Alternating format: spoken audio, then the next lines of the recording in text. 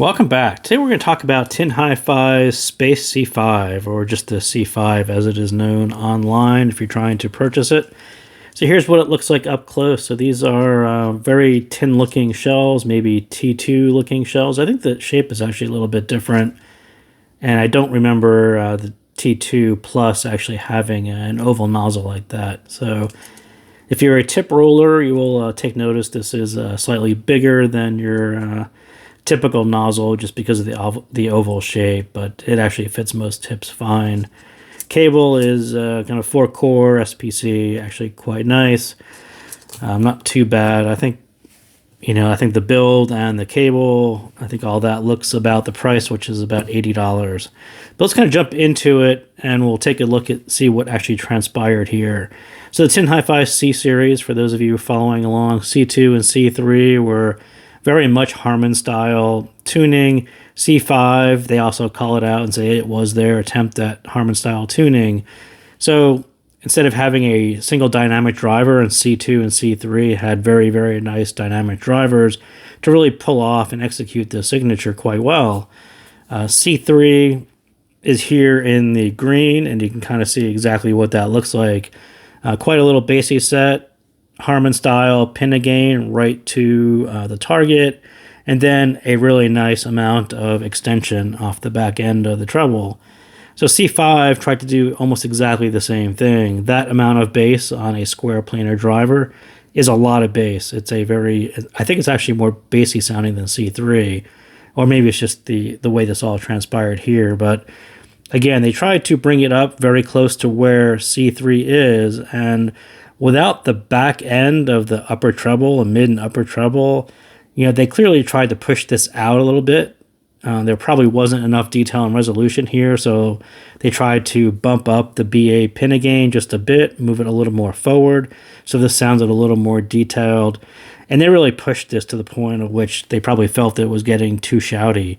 And that's exactly what it sounds like. You get a lot of bass and just about to the point of being really shouty, and nothing really back here to back it up. So I would say that the combination of SPD and BA didn't quite execute as well as their great dynamic drivers, and I think they did the best that they could, but at $80, it's really not a question of giving it a good shot. It's got to really be more than that, and this one not quite there. So pros: SPD, the square planar driver, does give you a nice bassy sound. If that's all you care about, then it gives you that. On the con side, the price really negates that advantage of the lower cost SPD. And when that style driver was first announced, the whole point of it was a lower cost planar driver that offered some planar capabilities, but at a price that was very reasonable.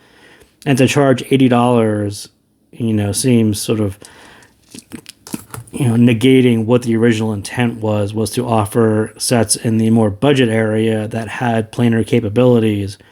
And this one really, put it right up there, not all that far from actual full-size planar drivers. So I think the price is a problem.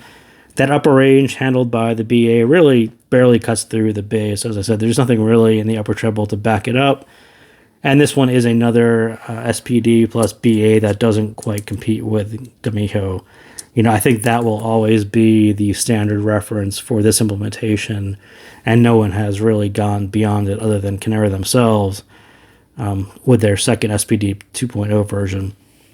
Sound, it's got that bass upper mid V shape, so lots here, lots right here. Stuff that's in here is not so good, and stuff that here can't really hear it. So you get a V shape that consists of these 2 points, and everything else is a bit lost. And you get kind of, as I said, you get kind of the problems along with that signature. So the mids are kind of recessed and not detailed, and there's not a whole lot of resolution there.